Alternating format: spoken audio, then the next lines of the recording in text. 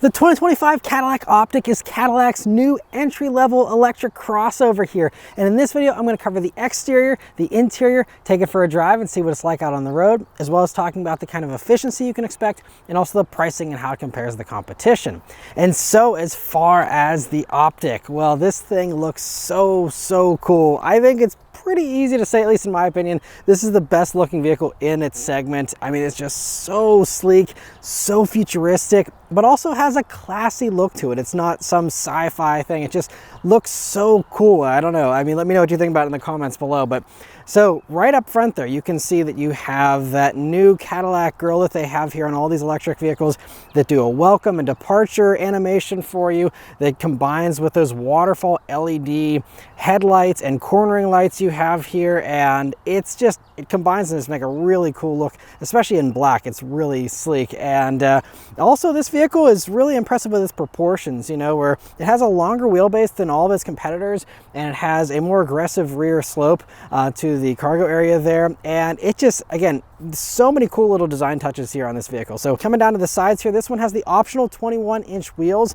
And this 21-inch wheel in particular is part of this black appearance package that for this one costs $4,000. For the wheels and mirror caps, I'd skip that option. There's some really nice looking 20-inch wheels that'll probably give you a better ride as well. And speaking of the darker appearance, that's kind of how you can differentiate the luxury trims from the sport trims. There's a luxury 1, luxury 2, and then sport 1 and sport 2 for the trims. And the 1 and 2 levels basically are the same. It's just that the sport gives you the dark trim. This one actually is the luxury trim, surprisingly, even though everything else is black. You can see this has the chrome strips, you know, there in the front, on the sides, and in the back. That would all be black there on those sport variants. I love the retractable door handles. It's a really cool look. The only unfortunate thing is that although this vehicle has hands-free access to, you know, get into the vehicle without having to pull the key out of your pocket, unfortunately, to lock the vehicle, you either have to pull the fob out of your pocket like the olden days and manually lock it that way, or you can have the car do it for you with a walk-away feature if you trust that. But unfortunately, there's no proximity touch thing on the door handle. I'm not sure why they didn't add that in, but just be aware of that interesting little quirk. Also on the sides though, I love that glass between the C and D pillar area with those stylized little stripes there. That is kind of a takeoff of the new Cadillac badge here that they redesigned recently as well. And I love how that also blends into those vertical tail lamps that are this blade that goes all the way from the roof down to basically the bottom of the bumper there. And that kind of, to me, reminds me of the classic Cadillacs with the fins, and it's just also just a super cool look compared to all the more bland kind of taillights you see on most other vehicles. This looks so good out back there. It has a little bit of an integrated rear spoiler there. Also have a little bit of a roof spoiler as well with a really cool third brake light design there. Now the only odd quirk about the back end is there's no rear wiper on this. Now you do have a camera rear view mirror as standard, and that camera mirror does have a washer as standard as well, so you can clear that away. And the rationale is you're never going to use the regular mirror, so it doesn't really matter if there's no way to wipe the you know, rear window there, I suppose. But just another thing to be, you know, aware of here. If that is something that you don't want the camera mirror or whatever, just know there's no way to clear out that rear window otherwise. But overall though, from every angle, this thing is so cool looking. And again, just even the very aggressively raked windshield here, it just has more dramatic proportions. And man, I think this thing is just so good looking. The interior of the OPTIQ is equally impressive. This interior really wowed me. Just the materials in here, the interesting use of materials, but just it all feels so luxurious and so classy and so cool. And just, I mean, easily one of the most impressive interiors this year in anything that I've experienced here so far. So anyway, first thing, sitting down in these seats. So you have some really nice IntelliLux seats, they call it. It's a faux leather. They did that deliberately because they wanted to be more eco-friendly with this vehicle. So we don't have any real leather. We also have some recycled materials for some of this fabric you see, for the flooring and some of the pockets and stuff. All of that is actually recycled, which is really cool. But anyway, getting back to the seats here, they are really nice. They're heated as standard, and they even have a massage function as standard, which is really cool. Now, it's not the most advanced massage, but it, you know, does give you a nice little, you know, workout there in your back, and is a nice thing to have, especially for free. And this one being the Luxury 2 one gives you also ventilation for these seats as well. And They are just so nice. I love the perforations, which I believe, unfortunately, perforation is only on the Lux 2. I think if you go to a base version, it's not going to be perforated, so it might be a little hotter, you know, on your back and all that. But I love these seats, and they have all the usual adjustments on them here as well, memory and all that, and it's so soft and comfortable too. Really love them. The steering wheel is the same wheel we see in the Lyriq and other new Cadillacs here, and it's a really nice wheel. It has a great 9-3 grip, and just a few buttons here on it, and all these nice little accents, and the piano black. All actually is quite nice. I like how there's little notches for each of the buttons here, so it's not entirely just, you know, having to be distracting with looking down. You actually can feel where the buttons are, which I think is a thoughtful little touch there. And moving on to the gauge cluster, that's part of this giant 33-inch screen array. It's a curved display. It's really cool. So first, on the left-hand side here, that's where you'll see either your trip information, your controls for your head-up display, your controls for adjusting the look of the gauges, and adjusting your headlights and stuff right there in that little panel. And I love having that little panel separate right there. Very easy. And then the gauge cluster is really nice and large, very high resolution, and as you can see, again, there's various views there, including a huge Google Maps view if you want, and a really nice amount of customization there. I do wish here for the regular gauge mode that there was ways to customize the left and right pods. I don't believe there is. I tried to dig around in the menus. I'm not sure if there is or not, but wasn't able to find that quickly. And so, you know, nice to have, you know, that information that's permanently there either way, though. The only little complaint I will say about this cluster is that there is no way to see your actual percentage of your battery unless you stop the vehicle and get out. Then on the departure screen, it will show you the percentage. But otherwise, it's just an old-fashioned looking kind of gauge with notches in it. You kind of have to guess what percentage you're at there. It does give you a mileage readout, but, you know, those can vary depending on conditions and stuff and aren't always accurate. So having an actual solid, this is how much battery you have, is certainly something I'd like to see. And Chevy has brought this to the Blazer EV SS. So I'm hoping that Cadillac follows suit here and adds that into this at some point as well. But, you know, still really great gauges here. Now, moving over to the infotainment part of this screen that is, you know, touch enabled, it's really nice. Now, my biggest complaint right up front is that it does not have Apple CarPlay or Android Auto. I've discussed this a lot, and so I won't rehash all of my grievances with this system. I will link at the end of this video my week with a Blazer EV, where it's the same system, same software, where I talk about the downfalls of this system if you're an Apple user. If you use, you know, mostly Android stuff, you know, it's not going to be quite as problematic for you as long as you don't mind signing in on all of your accounts for every single app and downloading every app to run natively in the car here, provided it's an app that's even available in the Google Play Store. But if it is, then, you know, it's not going to be a big deal for Android users. For Apple users, it means any Apple apps that you use, you won't be able to use in here. And so me having an iPhone means that I can do Bluetooth audio streaming and phone calls. It will also display text through the little infotainment system here, and only will read them out to me, or, you know, show it to me if I'm parked. But it's not great with the interface. It's not as good as Siri, and it's just, it's not well done. And, you know, it only comes in with those notifications. You can't start a conversation, you know, looking at your list of conversations in your text. So anything that you're used to doing on your iPhone or used to doing in CarPlay, you're not able to do here. And if you have, again, any of the other Apple apps, the podcast app, for example, or other things like that, you're going to have to move to another app that's supported, like Spotify or whatever. I don't love that. I don't love them forcing people into this. It's just not needed, because all the gas-powered vehicles, even the Cadillac Lyriq was grandfathered in, that has CarPlay. So if you love an electric Cadillac, you really want one, get the Lyriq, get the CarPlay in that, you know, but it's just unfortunate they're forcing people to, you know, get rid of that. It's something everyone likes. It's a deal breaker for a lot of people to not have, and so it's just hurting Cadillac unnecessarily. There's no harm in giving people the choice. Even if they think it's a worse experience, which has been part of the justification, they say, oh, well, we can do Google Maps routing through the EV, you know, intelligence of the vehicle and do that all better than having, you know, it feed into various Apple apps or whatever. All the excuses don't seem to hold up to me. It's just, it doesn't hurt them to offer it unless it's about the data, which I think it is. But anyway, I'll leave it at that. You know, your experience will vary depending on how much you use as far as Apple apps and all that. But anyway, the rest of it works really well. Google Maps is very nice to use. And again, if you want to sign in, it has all your, stuff in there from your account at home, and all that transfers seamlessly. And, going through radio stations, all the usual stuff is nice and easy here. And, it's all nicely laid out. I like the look of it, and I have no other complaints. I think this system is great. And it's one CarPlay button away from perfection, honestly. So that's the only thing there. Now, the other thing is this system is hooked up to a standard 19-speaker AKG stereo that has Dolby Atmos surround sound technology as standard. And that's unheard of, especially in the luxury segment. You always got to pay extra for a luxury stereo. Not here in the Cadillac.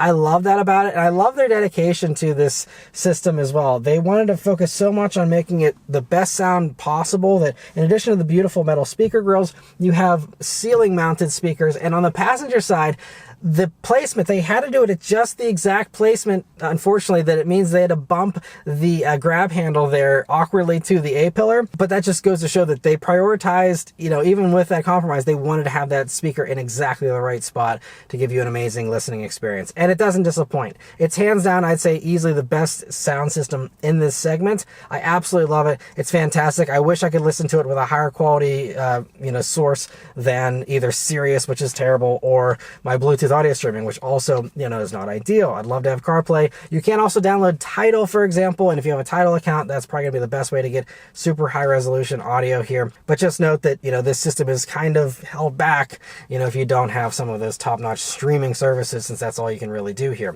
Now, moving down, you do have a row of actual climate controls with real switches here, and I love this. You do also have some on-screen controls there if you want, but, so many others are getting rid of physical HVAC controls. And I love that we have this. This is nicely ported over from Lyric. Nice metal buttons here, and is really appreciated. Now, it is a little odd because this thing above it looks like it's trying to be metal, but is clearly plastic and isn't the same color as the actual metal. And you can see that especially on the doors there. And at first I was like, it kind of seems a mismatch. Like, why didn't they just make that metal too? But especially in the middle here, I appreciate it being plastic because it doesn't get hot here on warmer days. This plastic, stays nice and cool. And it's a nice little shelf to rest your finger on whenever you're poking through some of the stuff on the screen here. And so I'm guessing that's the rationale for that. I'm not sure, but one justification for maybe that not being quite as nice as the rest of the interior here. But I love the texture of it nonetheless. And then coming down, you have a nice bin right underneath that, as well as 2 USB-C jacks. But it's really a large bin there, and you also have this beautiful cantilevered center console, which down here you can see opens up this giant storage area. You can fit all kinds of stuff in there. And then coming up to the top part here, you'll see a little slot there for your key or something, as well as a physical volume scroller, which is great, some button shortcuts, and a controller knob still.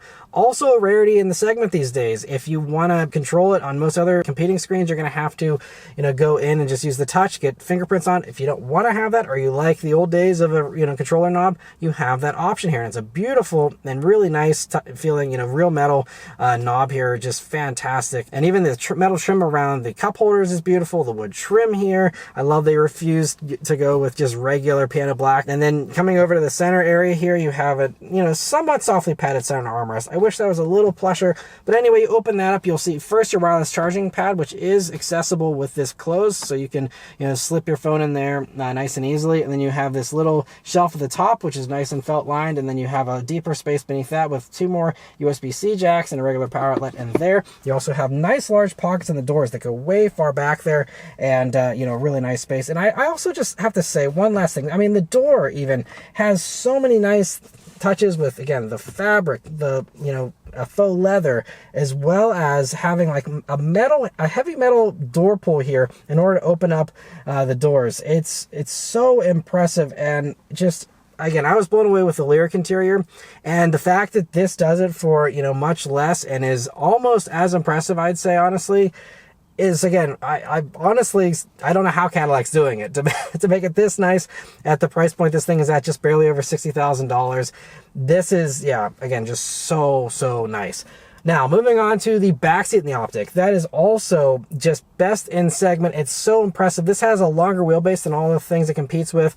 And so as a result, you do have also more length, and that means more rear seat space. And so I'm 5'9", I'm sitting behind myself. I have several inches of legroom to spare there. I feel, definitely like I have the most room in the back of this compared to everything else. Plenty of headroom still as well. There's a fold down center armrest. And also when you look forward, they'll see their own air vents, as well as 2 more USB-C jacks, the heated seat controls for the heated outboard rear seats you have also here in this Luxury 2 trim, and really soft, comfortable seats. They also have their own ceiling mounted speakers and nice looking speakers there in the door. So they also have a top-notch audio experience back there. Now moving on to the cargo space here in the Optic, that is also, I'd say, very good. I guess if you are stacking things, the more aggressive rake of that rear window might hurt you a little bit. If again, you are cramming this thing to the gills, then that might be a little bit of an issue, but for 99% of use cases, it's not going to be an issue.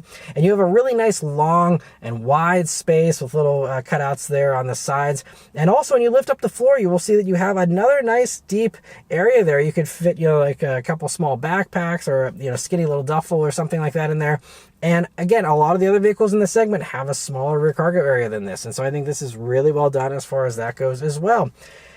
And so, yeah, I absolutely adore this interior, and yeah, if it had CarPlay, it'd be actually perfect, I think. But anyway, moving on here, let's turn it on and go for a drive. So you have the very nice Cadillac key here. It's the typical one they've had for a few years now, and just the Cadillac badge there on it, and just a few buttons there on the back. It's just plastic, has a little bit of metal trim on it here. Not the nicest, I don't think, out there, but still, nice enough for sure. And this vehicle's been on the whole time, because like all the other GM electric vehicles, whenever you open up the door, it starts booting everything up, and once you sit down or you hit your foot on the brake, that's whenever everything comes to life, and it's always kind of ever present here and ready to go. Now, if you do want to manually leave the car on, there's a button here, a timer button, that will allow you to, again, keep the HVAC and all that on if you want to, keep it hot or cold in here, whatever, if you're, having someone hang out in the back, for a short while or something, that's something you can do there. You can also manually turn it off here, because sometimes the car does get confused. If you open the door without getting in, then you close it, it thinks like you are in the car.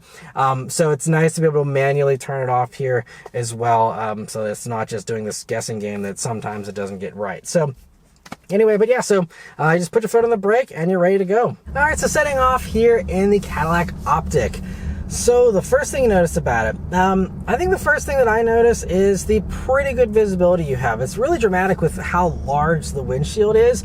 Now, the only caveat is that this A-pillar, it is a little more horizontal than other vehicles, and I have noticed around some corners that does kind of block my view a little bit. You do have the little window there at the very bottom of it, but that doesn't really do much because I can only see maybe a quarter size of that. It's very unhelpful. So that's the other thing. It's not a big deal. It hasn't bothered me, too much this week. Just one little observation there. But good view out of the sides and view out of the back, again, is very good with that camera rearview mirror. Without that and having, just a regular mirror there, it's, going to be fine, again, as long as it doesn't get dirty. But, it's just going to be, something you got to make sure you get that camera mirror on so that you have a nice clear view there. Now, otherwise, one other really good thing as far as maneuvering this vehicle is that you have very good safety technology and assistance technology. So you have park assist is standard. You have a 360 camera is standard as well, which is also another rarity for this segment. Most others make you pay extra for that.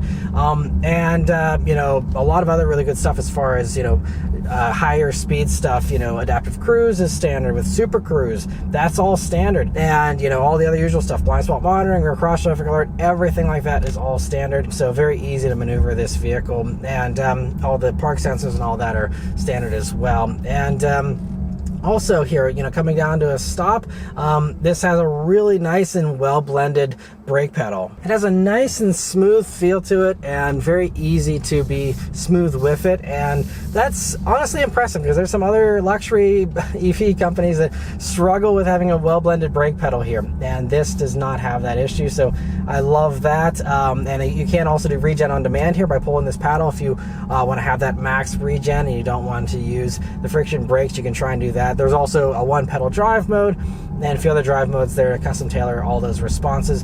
Throttle response, though, even in the Tour mode here, is pretty good. So the way Cadillac does Tour mode, it's very relaxed. So you need a lot of pedal travel in order to get the kind of acceleration you might be used to in other vehicles. But that's simply just the way they tuned it. It is, still very responsive, and you can have a My mode here, so you can have it so it's a quicker throttle response if you want. You can customize a bunch of other things as well. Another thing to note here, so you might have heard, we went over a bump there and I heard a little rattle. This might be an early build, but I did hear one or two occasional rattles throughout the week, but they've kind of came and went. They haven't been super consistent, but the ride is very smooth. So one cool thing is Cadillac has a dual valve passive damper. So basically, instead of a regular passive damper when you go over bumps, this one, if it detects a bigger bump, just mechanically, it will have like an overflow kind of thing, and a different way of kind of coping with that, with the damping force there. And I'm no engineer, so I won't try and explain it, but it just means that it doesn't have adaptive dampers or any fancy electrical system to help with that, but it will give you a better ride than a regular damper will, which is great. But I'm going to go ahead and put it up into the sport driving mode here, and let's turn down onto this back road and see how it accelerates. And here we go. And gets up and goes pretty nicely. I also feel a little bit of like a tug through the steering wheel, because this is a front biased all-wheel drive system as standard here in the OPTIQ. So we get 300 horsepower, 354 pound-feet of torque here. 0 to 60 time is in the low 5-second range. And if you do want a sportier OPTIQ, they just teased an OPTIQ V that's coming here this summer of 2025. And I don't know, any details about that yet, but the V's typically do give you some higher performance. So if you want a sportier OPTIQ, stay tuned for that. But I mean, this is still, a lot of very responsive. Of course, EVs always are so responsive from, the second you hit the gas. It's just really, really quick. And it does lift up the nose a little bit there. I like that little sound that it pipes in as well to make you feel like you're going, faster, and it's really cool. Also you get heavier steering here in the sport mode. But yes, it is a front bias system, so the front motor is more powerful than the rear. The permanent one is in the front there that's always powering you. So it's honestly like most all-wheel drive systems that are front bias and only really kick in the back end if needed. But that is a difference compared to some other competitors that offer a rear-wheel drive version or just have a larger rear motor and give you a rear bias kind of feeling. This isn't like that. Now, from a dynamic standpoint, some might argue that means this might feel a little less sporty than some of the others when you push them, but we're talking about luxury electric crossovers. I think hardly anyone's really doing that, and I think this is going to feel more familiar and safer to the average luxury crossover buyer that's used to a front biased all-wheel drive system anyway, and that can handle that and manage that a little bit better, I think, in the wintertime and things like that. And it's of course going to give you that sure-footed all-wheel drive traction, and has even a snow and ice mode to really help. It also has 275 wide tires, which are pretty wide, so just be prepared for maybe a little bit more expensive tire replacements down the road. But they are self-sealing Continental tires, which is very nice. It means you don't have to worry about most of the time being stranded on the side of the road with a flat tire, which is really nice. I love that technology. But anyway, coming up this corner, I always take here, see how this handles when we push it a little bit more. It handles really well. I think also part of what I love about it is, again, those dampers having, that ability to be a little bit stiffer here whenever you aren't going over bumps, and also the fact that we just have this nice long wheelbase, which again is longer than all the others, and so it means that it gives you a really stable ride, nice turn in there, and does everything you want it to do. Now, is this making me feel like it wants to go faster? No. Does it make me feel like I want to, go tame the tail of the dragon or take it around a racetrack? No. But it's smooth, it's comfortable, it's quiet, and it handles everything just fine. So if you happen to be in a hurry and you happen to find yourself on a windy road, this should keep up pretty nicely, and you won't have any complaints there. And I actually really like that sound. But anyway, moving on to the battery info here. Very important, of course, for this vehicle. So it has an 85 kilowatt hour usable battery here, and that's going to give you 302 miles of range. And that is best in segment by a long shot. Nothing else. I think the closest on smaller wheels, some of them will do like 280 odd miles, but most of them with wheels this big, 21-inch wheels we got on this thing, I think basically everything's 250 some miles or lower. And that's part of, again, this longer wheelbase than everybody else has, means they can stuff more battery in here. And so, I mean, the fact that on giant wheels, you're still getting over 300 miles of range with, 300 some horsepower, 350 pound-feet of torque, basically. I mean, that's impressive. Now, as far as my observed efficiency here this week, I'm currently sitting at 3.4 miles per kilowatt hour. Now, the one thing is this does charge at 150 kilowatts. That's, on par with most of the others in the segment that do around the same speed, but it is behind the Genesis GB60. That one does do a much quicker charge speed thanks to its 800 volt architecture. This is just 400 volt, as is everything else this competes with, really. And so, if you want the fastest charge, this won't be the best in that way, but otherwise, this beats everybody by a long shot. And, if you have any kind of range anxiety, this is going to be the one to get. And now we're out on the highway here in the OPTIQ, and as you can see, I am hands-free because I have Super Cruise engaged, and this is another area, I know I'm sounding like a broken record, where Cadillac is the best in this segment. Truly hands-free driving. This is something that no one in this segment offers except Cadillac, and I love it. Super Cruise is also hands down the best hands-free system out of all the ones out there these days, so you have that as standard. It's also standard, by the way, for 3 years. So some other hands-free stuff, they kind of bump you into a subscription sooner, but this, first 3 years, it's free. And also, all the other safety tech here is free, so that means, again, everything I talked about earlier, 360 camera, blind spot monitoring, rear cross traffic alert, automatic emergency braking, but also the more advanced stuff, like, it has intersection assist, so it'll let you know if, there's someone crossing into your path and automatically apply the brakes. Same, it has rear auto brake as well. It'll do blind spot intervention, so if it looks like you're changing lanes into somebody, it'll, swerve back for you. And with Super Cruise, you also do have automatic lane changes. So that's something even Ford, which I think is the second best system these days, are still slowly rolling out a truly hands-free lane change. This has been doing it for over a year, I think 2 years now. And it's flawless. I mean, we're going around this gentle corner here now, and it's, doing this all just fine. Occasionally it will disengage or say you need to take over, but Super Cruise is so competent, and hands down, again, my favorite system out of all my experiences, at least, and just always never fails to impress me with how well it works. And also the fact they keep rolling it out to more and more roads, so now it's not restricted to just highways. You can do it on also some 2-lane roads now as well. And the one little thing that I have noticed, though, that isn't amazing is the fact that it sometimes thought I was distracted when I wasn't, and it seemed like it was when I was wearing sunglasses on sunny days and I kind of tilted my head off, maybe I was rubbing my chin or something like that, where it thought I wasn't looking at the road and would freak out. Now, I'm not sure. There's a little camera up in the mirror in addition to the one that's right in front of the steering wheel here. I'm not sure if the one up in the roof here was maybe not seeing my eyes because of the frames on my sunglasses or what, but that was just a little annoying because there's multiple times where I'm like, no, I'm not distracted, leave me alone, and it just kind of was pestering me a little bit occasionally. And so, that's the only little thing as far as tech goes that wasn't perfect. Otherwise, everything's been really good. And then the last thing to really mention here is the pricing and how it compares to its competition.